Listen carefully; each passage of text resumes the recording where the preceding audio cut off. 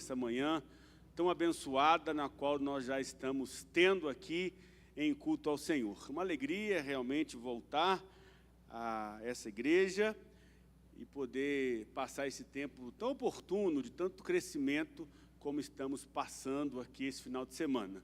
Como o pastor Alex disse, eu estou acompanhado da Mariana, minha esposa, do Miguel e do Theo, que são os meus filhos, tendo o privilégio de passar o final de semana com eles aqui nesse lugar. Eu, antes de mergulharmos na exposição das Sagradas Escrituras, quero só deixar minha palavra de gratidão, de parabéns, para essa igreja e pelo que eu tenho visto presencialmente aqui. Nesse final de semana eu pude perceber uma igreja pulsante, uma igreja envolvida, uma igreja que ama a palavra de Deus, uma igreja que lota as salas de EBD, que tem jovens envolvidos e que está muito preocupada com a formação da nova geração. Não quero dizer com isso que, eu sei que você está falando no seu coração e você quer mais assim, igual eu, assim, pensar, mas não é perfeito, claro que não. Mas os irmãos estão no caminho, eu creio nisso. Então, continue, garra com o pastor e vamos em frente avançar, porque tem muita gente para ser ganha para Jesus aqui em Divinópolis. Amém? Outra coisa que eu tenho que dizer é que essa igreja me abençoa desde 2001. Eu sou abençoado indiretamente por essa igreja desde 2001. Quando os irmãos faziam aquela cesta que tinha sabonete, shampoo, creme dental, e entregava para o Anderson levar para o seminário, eu era abençoado, irmãos. Porque a gente morou juntos 4 anos no internato, e o que era dele era meu, entendeu? Era mais ou menos assim. Então, toda vez que tinha um biscoito de maisena lá, alguma coisa nesse sentido, quando o Anderson voltava na segunda-feira, com as marmitas que a Sebas fazia, era uma bênção, porque era o único dia que a gente comia bem. Então, louvado seja Deus por isso, e minha gratidão a Deus pela vida dessa igreja e por tudo aquilo que a gente já teve nesse tempo. Eu já estive aqui em outras oportunidades, pregando, participando de congressos, de eventos, mas retornar aqui e ver o que Deus continua fazendo nesse lugar é, de fato, uma grande bênção. Eu espero que os irmãos não se assustem, porque, embora eu tenha feito lá um programa, que quando o Otto me chamou para estar aqui, eu falei assim, não, eu vou lá na PIB, eu preciso de um terno novo, Aí eu fui lá na Brooksfield e fiz o meu terno Minha Vida, e cheguei aqui e descobri que era para vir de Smurf, entendeu? E o papai Smurf me deu essa ordem para poder vir então, é só por isso, irmãos. Mas, brincadeiras à parte, eu quero, mais uma vez, dizer, celebrar esse mês da EBD é realmente algo muito marcante. A gente, às vezes, fica olhando para aquilo que é tradicional, eu acho que a palavra boa, porque a tradição é uma coisa boa, e às vezes olha com um olhar de desconfiança, de repulsa, mas na verdade é a tradição que nos mantém firmes, A tradição é que nos faz estarmos firmados, projetados em cima de algo que tem sustentação. Então, celebrar o mês da EBD apontando para essa escola, que não só é a maior do mundo, mas também a mais importante, é de fato algo muito singular. E a gente quer conversar então nessa manhã a partir dessa perspectiva, sobre a necessidade de continuarmos crescendo no conhecimento bíblico, de continuarmos nos aprofundando na Bíblia, de continuarmos nos apaixonando, sendo confrontados, sendo desafiados por ela, em tempos tão difíceis como esses que nós estamos vivendo. Nós, o povo de Deus, precisamos voltar a ser, se é que cabe esse voltar, reconhecidos como o povo da Bíblia. Os batistas, durante muitos e muitos tempos, tinham essa distinção. Eu lembro-me de uma história que o meu pastor, o pastor Lélio, contava para a gente, quando nós estávamos ainda em Timóteo, que quando os católicos iam procurar o padre da cidade, que era o padre Abdala, e começavam a fazer muitas perguntas sobre a Bíblia para ele, ele dizia assim, aqui, faz o seguinte, você quer saber da Bíblia, procura o pastor Lélio lá na Igreja Batista, porque é ele que sabe de Bíblia. E durante muito e muito tempo nós éramos reconhecidos assim. E louvado seja Deus por isso.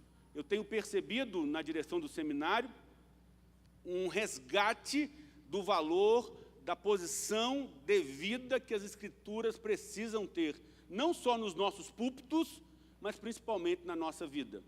E aí, quando eu penso isso, eu tenho que te levar a perguntar, a refletir, Que lugar a Bíblia tem ocupado na sua vida?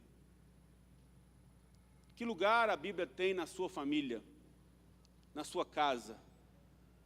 Mais do que aberta no Salmo 91, mais do que exposta lá no Salmo 91, o que a Bíblia influencia na maneira como você trata os seus filhos, como você se comporta lá no seu trabalho, de que forma as verdades que você ouve aqui domingo após domingo, as verdades que você lê, fazem diferença na hora de reagir àquele motoqueiro que passou te cortando, te fechando.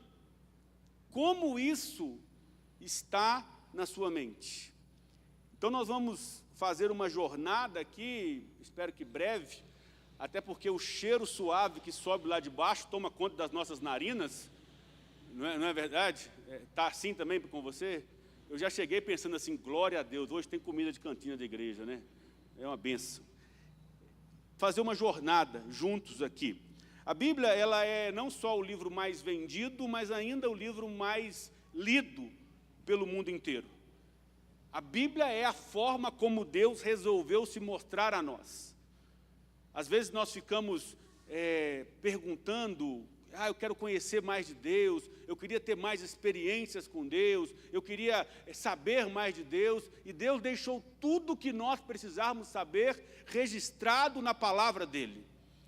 Se você quer ouvir a voz de Deus, abra a Bíblia e leia. Tudo o que nós precisamos saber de Deus está contido nesse livro, que antigamente a gente dizia ser da capa preta, mas hoje tem da capa rosa, colorida, camuflada, né? Mas tudo que Deus quis mostrar a nós está escrito aqui. A Bíblia, ela tem o poder de alcançar e transformar pessoas. Certamente você já ouviu. Quem aqui é Gideão Internacional aqui? Deixa eu ver. Tem Gideão aqui? Não tem Gideão na igreja? Não está aqui. O Gideão é um ministério que distribui Bíblias gratuitamente em hotel, em parques, em prisões, em hospitais. Você certamente já viu o Novo Testamento de capinha azul em algum lugar que você foi. Aquele é o ministério de distribuição da Bíblia. E tem vários e vários testemunhos de pessoas que se converteram, que foram alcançadas pela graça de Deus, lendo a Bíblia. O primeiro livro a ser impresso foi a Bíblia. Johannes Gutenberg foi quem providenciou isso e fez com que ela chegasse até nós. Apesar de ainda não ter várias traduções, ela é o livro mais traduzido. 3.000 línguas já foram alcançadas através da Bíblia. Você já sabe, mas vale a pena lembrar, a Bíblia foi escrita originalmente em 3 línguas. E o autor dela não é João Ferreira de Almeida. A Bíblia foi escrita em hebraico, em grego e em aramaico no original. A primeira tradução chegou ao Brasil na língua portuguesa só lá no século XVIII. E esse livro que você tem em mãos tem 31.100 versículos. É muita informação, é muita coisa. É por isso que o texto sagrado diz que a gente deve conhecer e prosseguir em conhecer. Todo crente que acha que está bom é porque ele está ruim demais. Todo crente que acha que chegou no nível, como diria o frasista Bruno Henrique, jogador do Flamengo, todo crente que acha que está em outro patamar é porque ele está pior do que muita gente. Porque o nosso Deus é um Deus que nós nunca conseguiremos conhecê-lo na sua totalidade. E hoje eu quero convidá-lo a abri-la, então, num verso de 2 Timóteo, capítulo 3, versos 16 e 17, para que possamos estudar, conversar, repartir esse texto que muito certamente os irmãos já ouviram, leram, mas como a gente tem as misericórdias de Deus renovadas sobre nós, tem algo a nos dizer aqui hoje, nesta manhã. 2 Timóteo, capítulo 3, versos 16 e 17. Diz assim a palavra de Deus: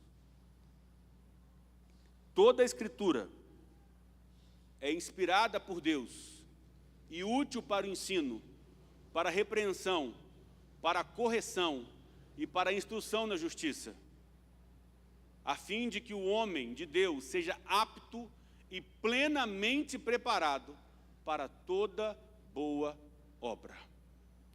Vamos orar mais uma vez? Pai, nós te suplicamos, em nome de Jesus, fale conosco, que apesar de mim mesmo, das minhas limitações, das minhas muitas falhas, eu seja só um porta-voz, um megafone, daquilo que o Senhor quer dizer a todos e cada um de nós nessa manhã. Em nome de Jesus. Amém.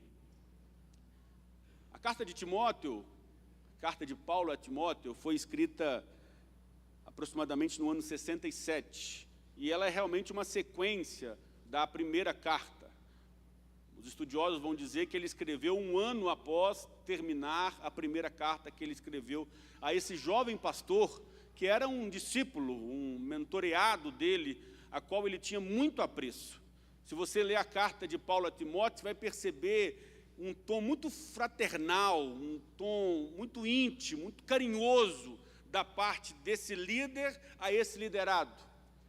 E embora as condições fossem totalmente adversas, porque, historicamente dizendo, Paulo estava encarcerado em Roma pela segunda vez, de onde ele escreve a carta para Timóteo, ele consegue dar esse tom orientativo, esse tom para dirigir o caminho dele, para lembrar Timóteo, preste atenção aqui, o que você vai ensinar aos outros, você aprendeu de alguém, então faça isso de maneira diligente, e faça sabendo que o livro que você tem em mãos, os escritos que você tem em mãos, são escritos inspirados por Deus. O sentimento que nos dá quando a gente vai ler e estudar a carta de Timóteo é o sentimento de que ele está despedindo. É um tom solene, é o canto dos cisnes de Paulo. Paulo exorta. E essa exortação não é uma exortação do tipo de dar bronca, de dar pito, de chamar a atenção, mas é um desafio para que aquele jovem pastor permanecesse apegado, fiel, comprometido, amante da palavra de Deus, para que ele pudesse cumprir o seu ministério. E quando a gente pensa na temática que nos é proposta nesta manhã, nesse final de semana, sobre a verdade em meio ao tempo, nós precisamos ter muito claro isso na nossa mente, principalmente para os nossos dias. Eu disse isso aos professores de EBD ontem. Nós não podemos abrir mão do quê? De que a Bíblia é a palavra de Deus, infalível, completa, suficiente, sem erros.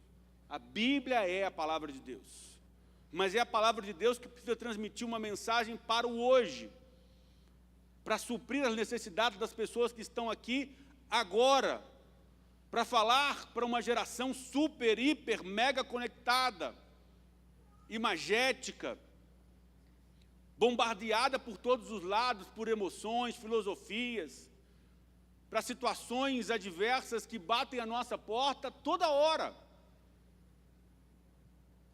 Eu gosto da frase que norteia a Mocidade para Cristo, que diz que nós precisamos estar ao passo, no compasso dos tempos, mas ancorados na rocha, firmados na palavra de Deus.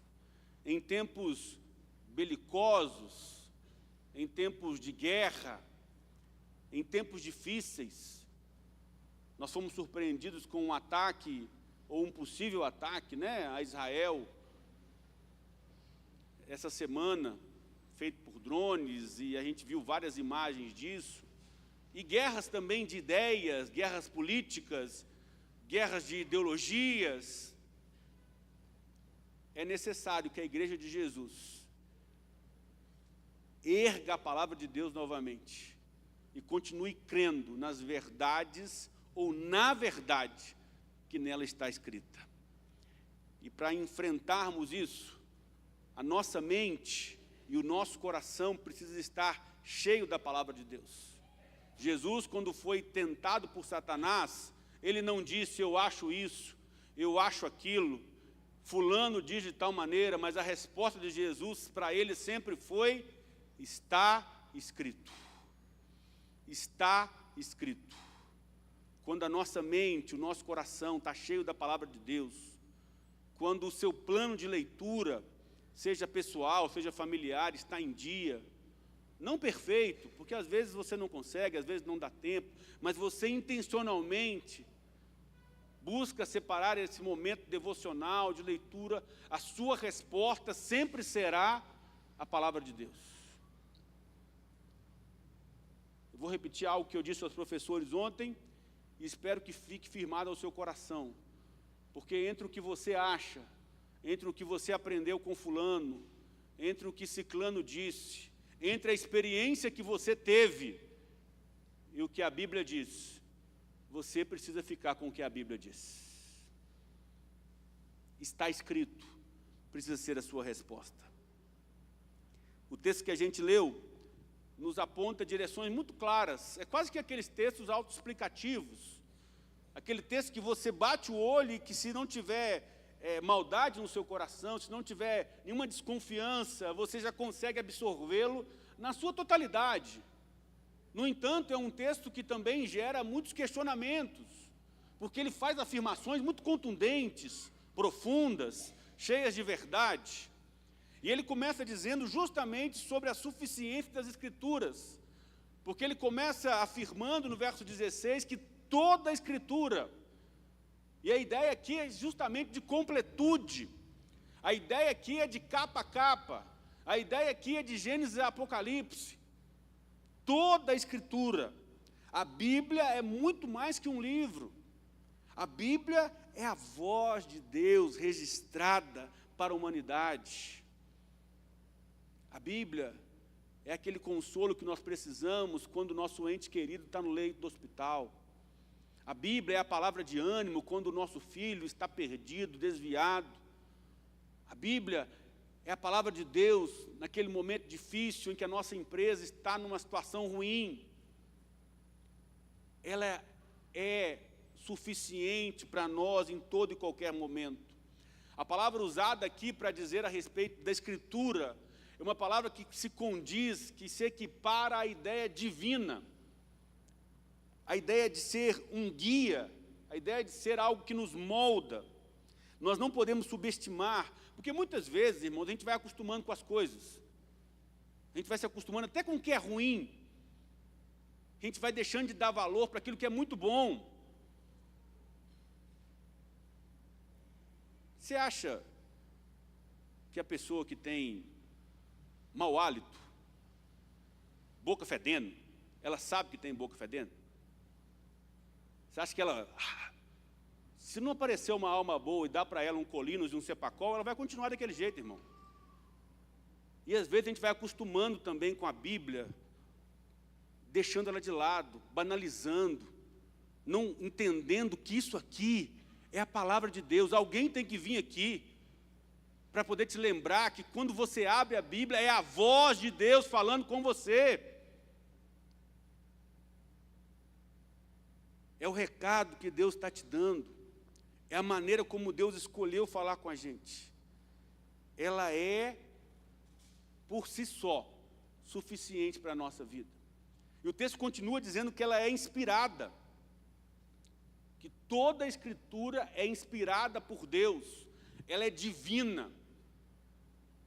A ideia desse trecho do versículo é a ideia de que Deus soprou.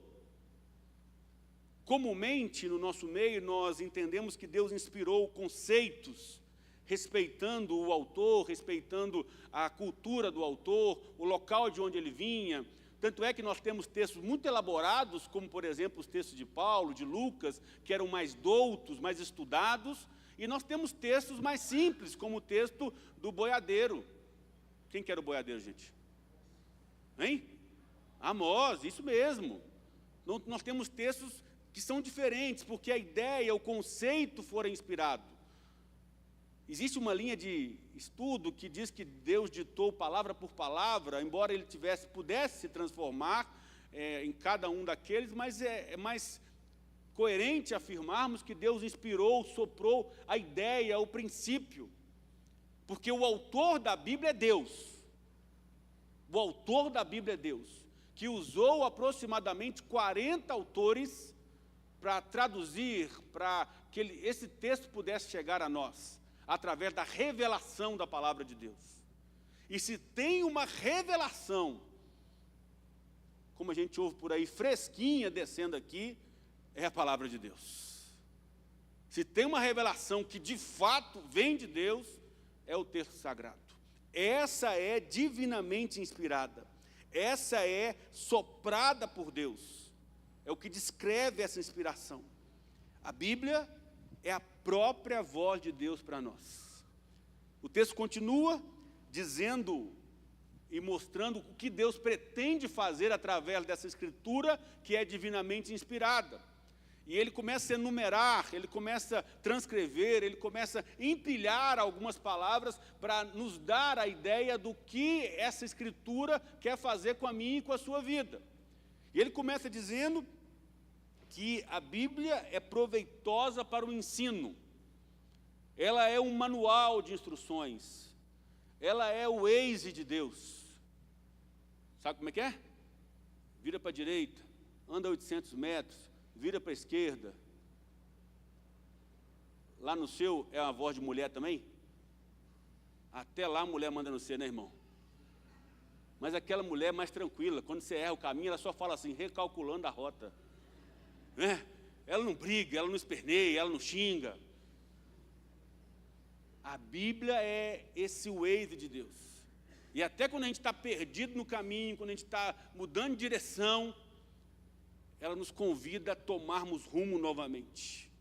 É esse manual de instruções, é esse tesouro de sabedoria, de conhecimento, esse objetivo do ensino, do aprendizado, numa escola que nós só vamos formar ou quando Jesus voltar em glória ou quando nós formos encontrar com Ele. Esse guia experiente. Eu sou um turista muito ruim, um turista sovina, mão de vaca, daqueles que mergulham na piscina com o sorrisal na mão e o sorrisal não derrete. Porque eu sempre acho que eu estou sendo enganado, sabe como é que é? Eu vou para os lugares e penso, esse camarada está querendo me passar a perna, essa comida está muito cara. Ainda bem que a esposa é tranquila, né? Só que não. E aí, muitas e muitas vezes, nas viagens que a gente fez, a gente perde a oportunidade de poder conhecer melhor o lugar, porque esse que vos fala fica com dó de pagar um guia, que vai mostrar o caminho, que vai falar, contar aquelas histórias, aquelas mentiras a respeito daquela obra de arte que tem lá, porque eles têm que inventar umas histórias, não é verdade? Porque, às vezes, ela não tem dó de pagar não, tá, gente? Eu que tenho, tá? Só para deixar claro isso. Mas a Bíblia é esse guia, gratuito, para nos mostrar a riqueza do lugar, a profundidade da sabedoria, para os momentos e para os tempos difíceis que nós vivemos. E aí parece que tem um sinônimo aqui, né, porque ela fala que a Bíblia é útil para o ensino e para a repreensão. Algumas traduções diz redarguir. Ninguém fala isso, né? Vou redarguir você, meu filho. Mas a Bíblia tem esse tom coloquial, às vezes. E a ideia aqui não é de vara, a ideia aqui não é de disciplina, mas a ideia aqui é de conserto. A ideia aqui é de reajustar a rota. É para dizer assim, pai, você está educando o seu filho de forma errada. Mãe, você está causando muitos problemas no contexto da sua família. Menino, você está muito desobediente. A ideia aqui é de correção, ela não hesita. Se tem alguém que não tem mimimi, que não tem não me toques, é a palavra de Deus. Porque ela tem o dom, a capacidade de apontar com o dedo em riste as nossas falhas. A Bíblia chega a dizer dela mesma que ela é um espelho, onde a gente vai, olha e corrige. É nós que insistimos em continuar do mesmo jeito. A Bíblia não tem nenhum problema em nos confrontar. A grande questão é que, se nós vamos ou não aceitarmos essa correção. Porque quando ela continua falando a respeito disso, quando ela vai completar a ideia da correção, ela vai dar essa ideia não de destruição. O grande problema é que nós associamos a ideia de disciplina, de correção, ao quê? A couro, a chinelada, a fio de luz, a varada. Alguém aqui já apanhou de fio de luz? Deus te abençoe, meu, no nome de Jesus, né? E aí a gente sempre liga isso à ideia de sofrimento, mas a gente mal sabe que aquele vergalhão que ficava na perna da gente é para gerar em nós caráter, é para que a gente possa, de alguma forma, aprender sobre os nossos erros. Não estou falando aqui, diga-se de passagem, sobre violência, sobre espancamento, sobre abuso, fecha parênteses, né? Para que fique bem claro, porque o pastor não está promovendo nenhum tipo de violência aqui, não é isso. Mas o nosso problema é que a gente ligou a ideia de correção a isso, a algo ruim. Mas a Bíblia diz que Deus corrige aqueles que Ele ama. Essa igreja é boa de Bíblia, hein, pastor? Graças a Deus, não falhou nenhuma. Deus corrige aqueles que Ele ama. Então, além de repreender a gente, a Bíblia escancara diante de nós um cardápio, um menu de opções, de soluções, para que a gente possa fazer o quê? Reajustar a nossa jornada.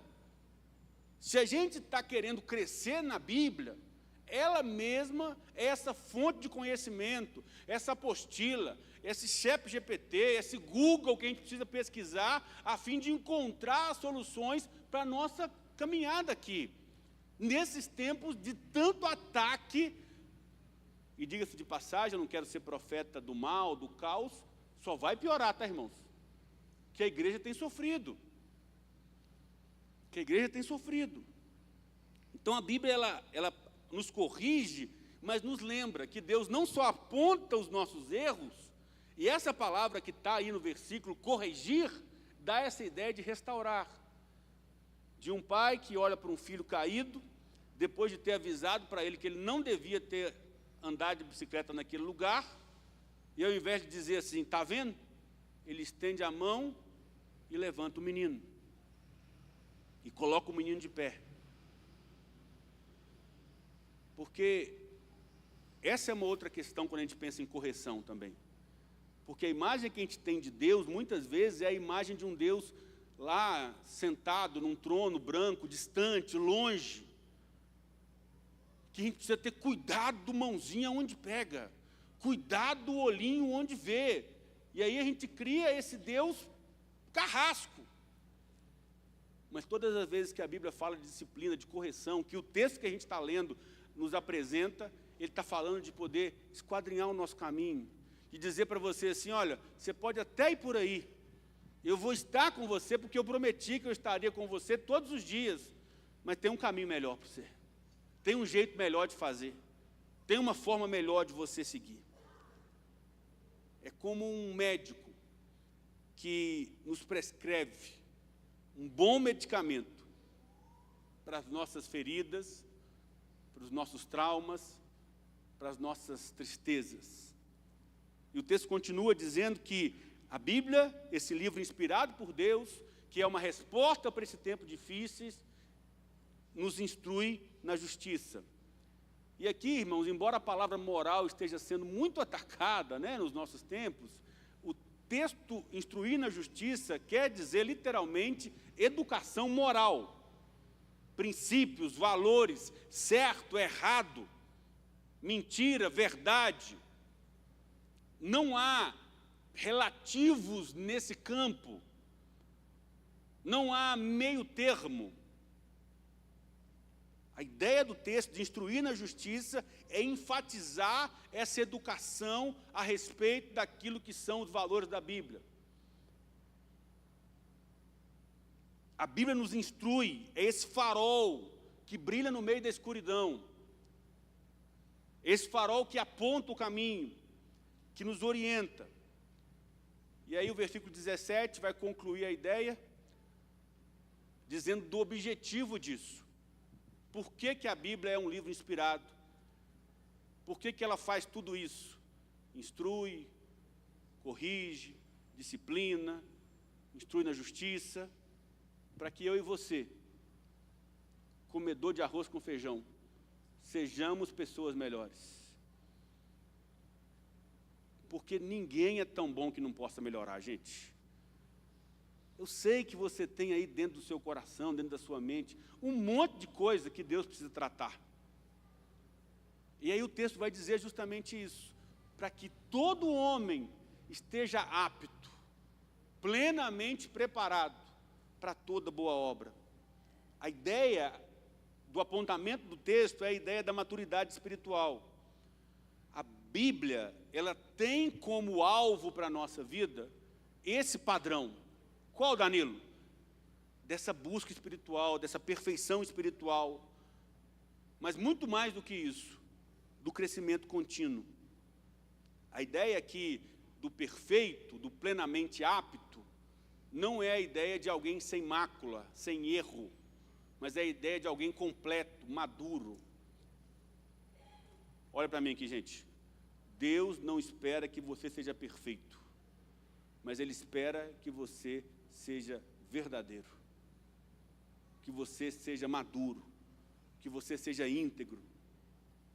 Deus não espera encontrar em nós homens e mulheres inculpáveis, até porque Ele sabe que nós não seremos. Deus conhece os seus pecados, Deus sabe daquele dia que você fez tal coisa. Mas a melhor notícia que eu tenho para te dar aqui hoje, as boas novas, é que isso já foi pago na cruz, aleluia, louvado seja Deus. Então, a Bíblia, esse compêndio filosófico, teológico, sociológico, cultural, histórico, literário, é uma declaração de amor para a sua vida, para que você se torne essa pessoa, para que nós sejamos esses homens e mulheres aptos, preparados, ferramentados, cingidos, com a armadura, com a palavra, com o escudo, com o capacete, com a couraça, para enfrentarmos a vida que a gente tem pela frente.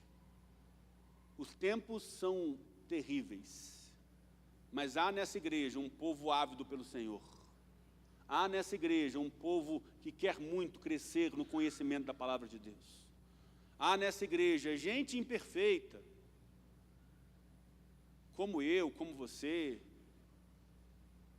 Se tem alguém perfeito aqui, irmão, você está no lugar errado. Aqui não é o seu lugar. Mas aqui é lugar de gente que quer aprender mais de Deus, que quer caminhar mais perto de Deus, que quer desejar mais da palavra de Deus,